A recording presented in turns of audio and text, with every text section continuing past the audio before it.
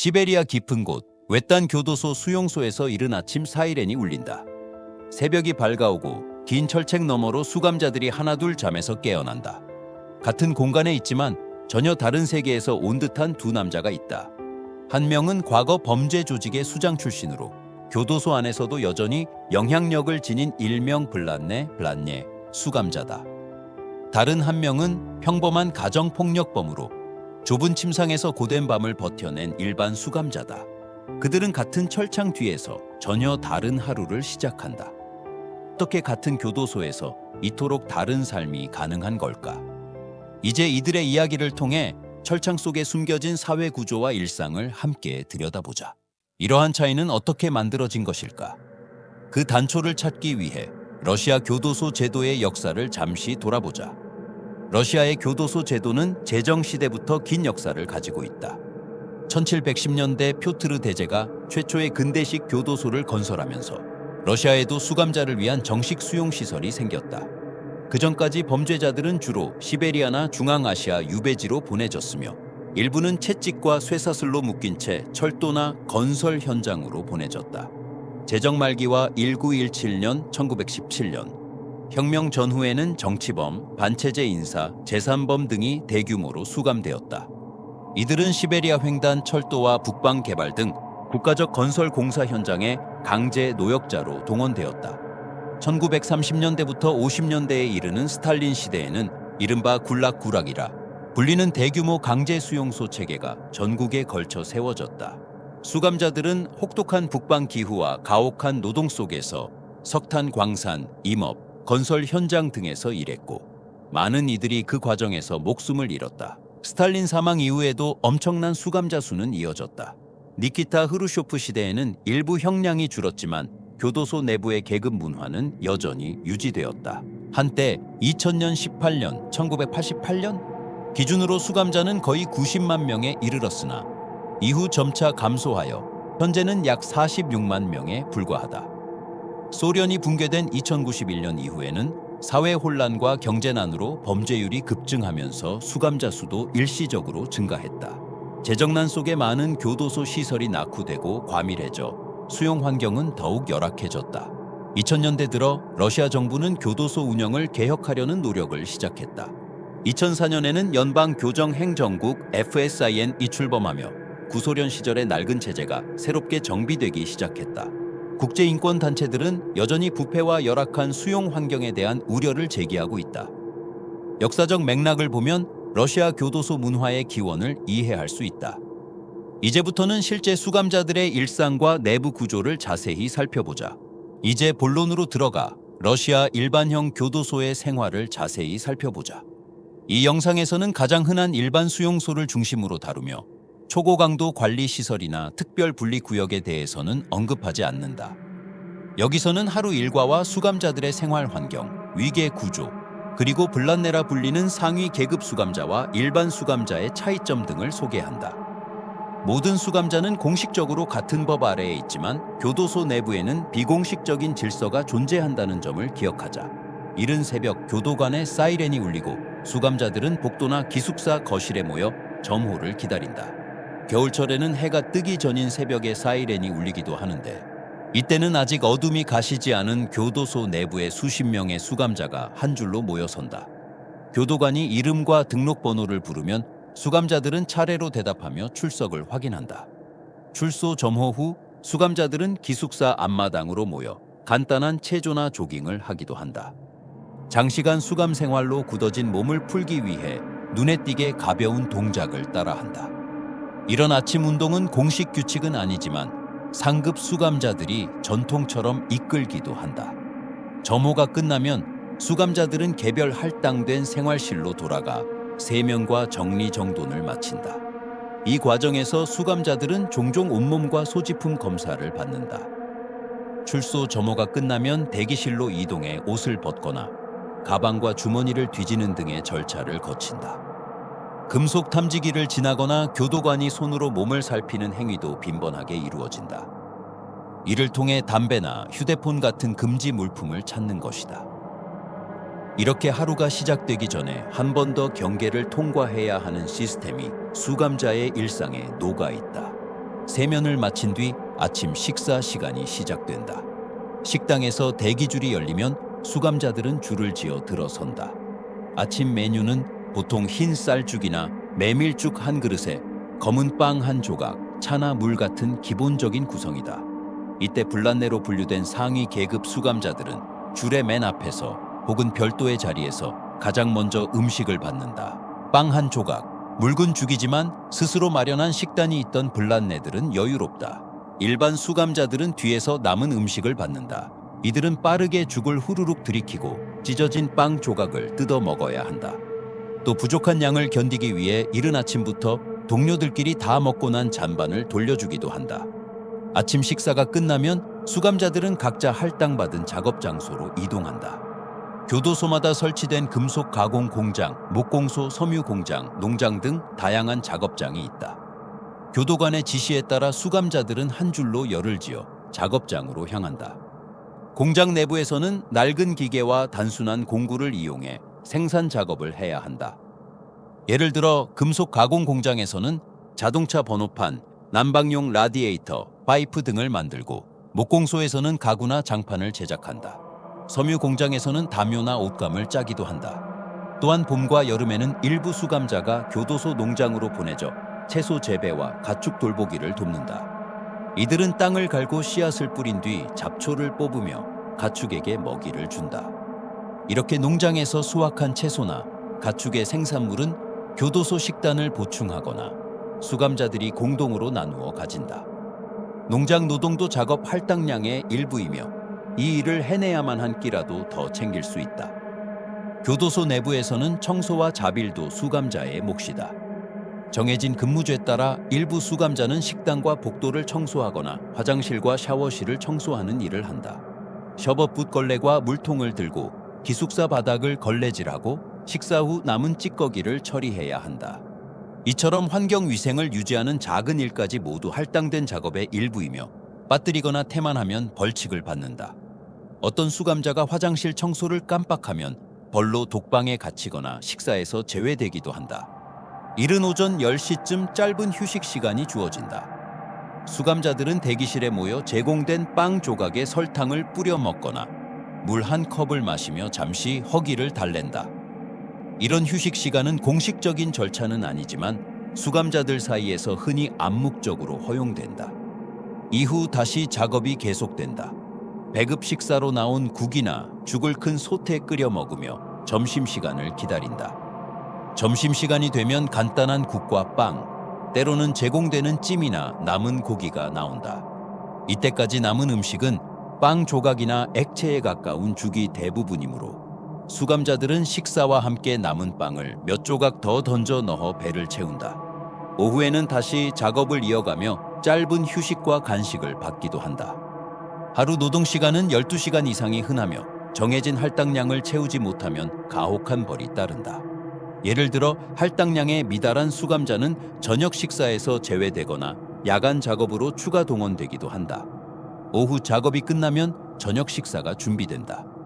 저녁 메뉴는 아침과 비슷한 죽과 빵, 허브차나 물 같은 간단한 음식이다. 저녁 식사 후에는 약간의 자유 시간이 주어진다. 수감자들은 체육관에서 운동을 하거나 책을 읽거나 이야기를 나누며 시간을 보낸다. 이때 라디오 방송이나 TV 같은 오락거리가 제공되지 않아 카드 게임이나 줄다리기 등으로 휴식을 취하기도 한다. 밤 10시 무렵 야간 점호가 이루어지고 수감자들은 지정된 침상에 누워 하루를 마무리한다. 수감자들은 대개 수십 명이 함께 쓰는 대형 기숙사방에 수용된다.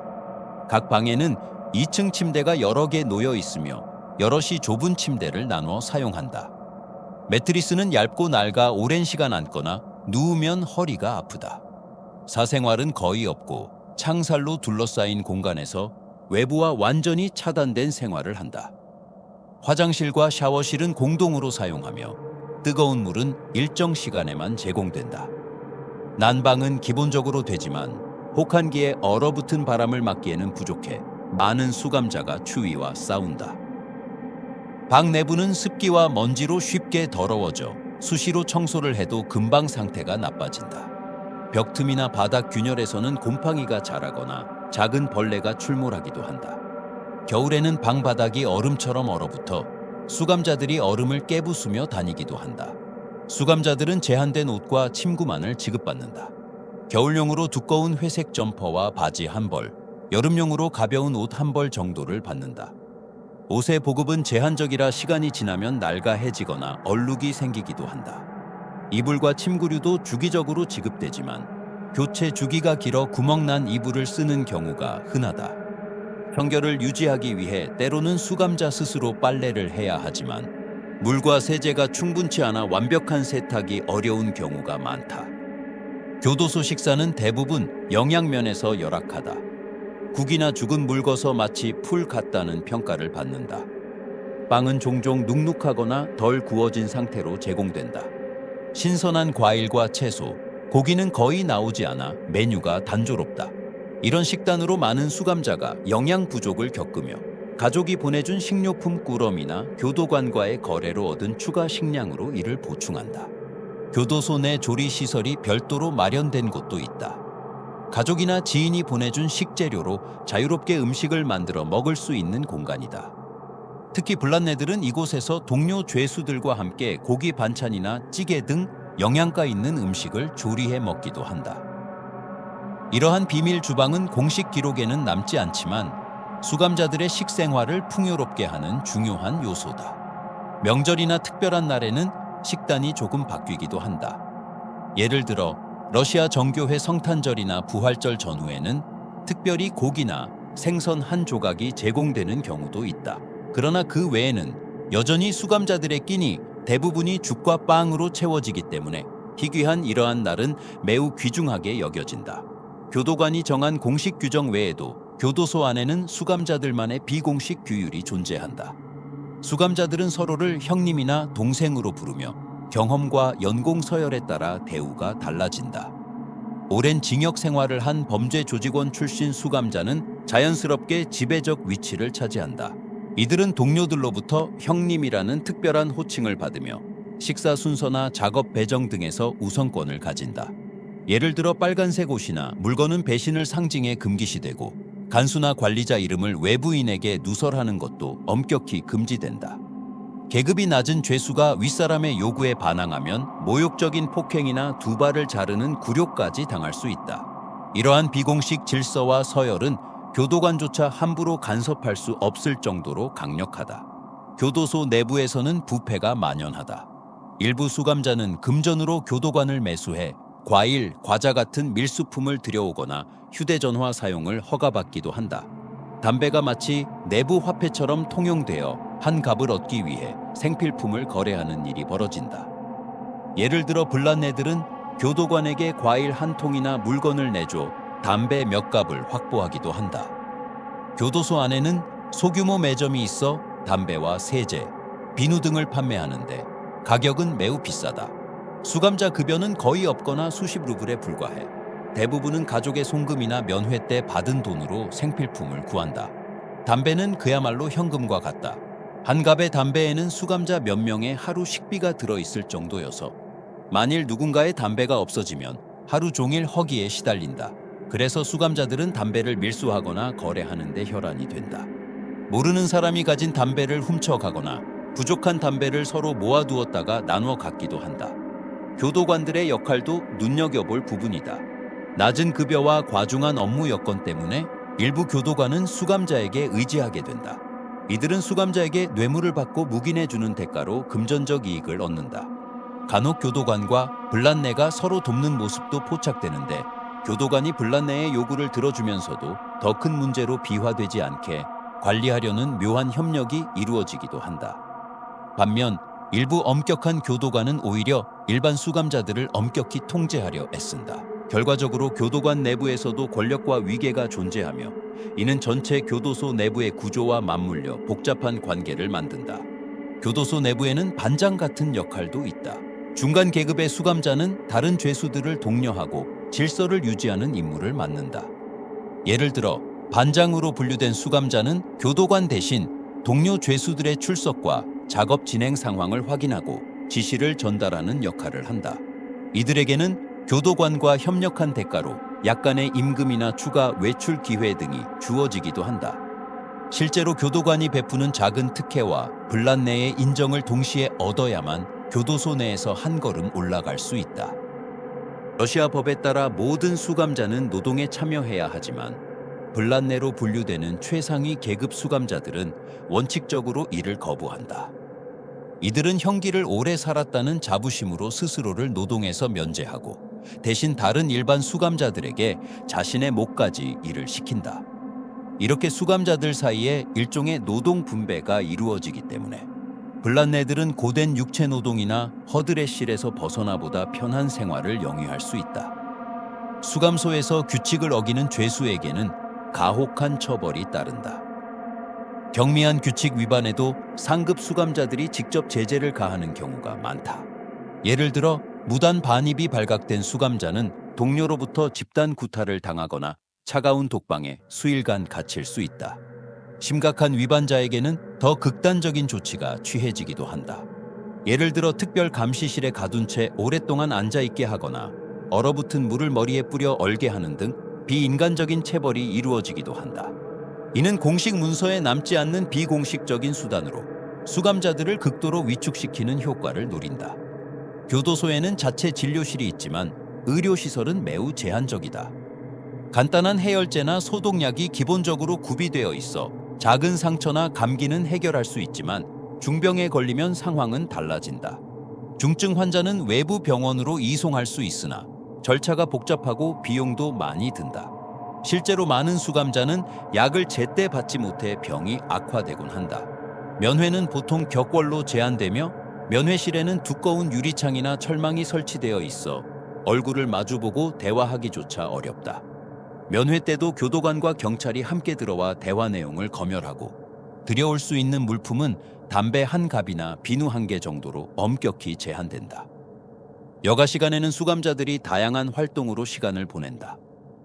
일부는 제공되는 잡지나 책을 읽으며 지식을 쌓고 체스나 도미노, 카드 게임으로 서로 겨루기도 한다. 운동장에서는 축구나 배구 같은 경기가 열리기도 하고 종교를 가진 수감자들은 감옥 내에 마련된 예배실에서 예배에 참여한다. 때때로 교정당국이 허락한 바자회나 시장이 열려 수감자들이 직접 만든 목공품이나 수공예품을 팔기도 한다. 일부 수감자는 몰래 휴대용 라디오나 간이, TV 안테나를 설치해 방송을 청취하거나 외부 뉴스를 몰래 본다. 이러한 작은 오락거리와 배움의 기회는 장기간의 수감 생활 속에서 수감자들에게 중요한 위안이 된다. 감옥 내에서는 종교 활동도 찾아볼 수 있다. 러시아 정교회에서는 정해진 휴일이나 주말에 사제가 교도소를 방문해 예배를 진행한다. 이때 수감자들은 예배실에 모여 기도를 하고 성서나 성가를 통해 정신적인 위안을 얻는다. 일부 수감자는 정기적인 예배 의식을 통해 하루 일과의 긴장감을 풀기도 한다. 이러한 종교 활동은 공식적으로 허용되어 분란내와 일반 수감자 모두 참여한다. 수감자와 가족 간 연락은 극히 제한적이다. 일반적으로 수감자는 매달 몇 통의 편지를 쓸 수 있지만 내용은 교도관에 의해 검열을 거친다. 전화통화는 교도관의 허가 없이는 불가능하며 화상통화나 이메일 같은 현대적 통신수단은 아예 없다. 그럼에도 불구하고 분란내들은 간수와의 비밀 거래를 통해 휴대폰을 몰래 들여오기도 한다. 휴대폰은 교도소 암시장에서 최고가로 거래되며 이를 통해 분란내는 외부 정보와 이점을 유지한다. 일반 수감자는 이러한 특권과 거리가 멀어 가족과의 연락이 매우 드물다. 밀수품은 종종 음식을 위장해 들어온다. 예를 들어 검은 빵 속에 담배를 숨기거나 죽 그릇 속에 소형 휴대폰을 넣어 배급한다. 경우에 따라서는 수감자 옷 속에 작은 물건을 재단해 넣기도 하는데 이는 가족이 아닌 교도관과의 은밀한 거래를 통해 이루어진다. 밀수를 발견하면 큰 벌이 따르지만 생존을 위해 수감자들은 이른바 밀수 작전을 계속 감행한다. 특히 담배는 교도소에서 화폐로 통용되다시피 해서 한 갑의 담배를 얻기 위해 생필품을 거래하거나 다른 죄수의 담배를 훔치기도 한다. 만일 자신의 담배가 없어지면 그 수감자는 하루 종일 허기에 시달릴 수밖에 없다. 일부 교도소에는 교육 프로그램이 마련되어 있기도 하다. 교정학교나 워크숍에서는 기초학습이나 직업훈련 과정이 제공된다. 이를 통해 수감자는 문맹 탈출을 위한 수업이나 목공, 용접 등 기술 훈련을 받을 수 있다.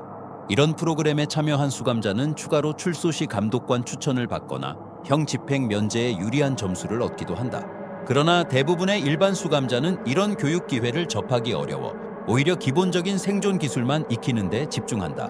모범적인 행동을 보이면 형기가 단축되거나 가석방 기회가 주어지기도 한다. 교도소 행정당국은 범죄 기록과 태도를 종합적으로 평가해 모범수에게는 장기적인 외부 작업 허가나 형 집행 면제를 고려한다. 그러나 실제로는 교도관의 평가뿐 아니라 분란 내의 인정도 함께 필요하다. 수감자들은 이 과정이 매우 까다롭고 불확실하다는 점을 잘 알고 있어 대부분 일단 생존부터 걱정한다. 이제 여러분의 생각을 들려줄 시간이다. 러시아 교도소의 두 모습을 보고 어떤 느낌이 드는가? 아래 댓글로 여러분의 의견을 자유롭게 나눠달라.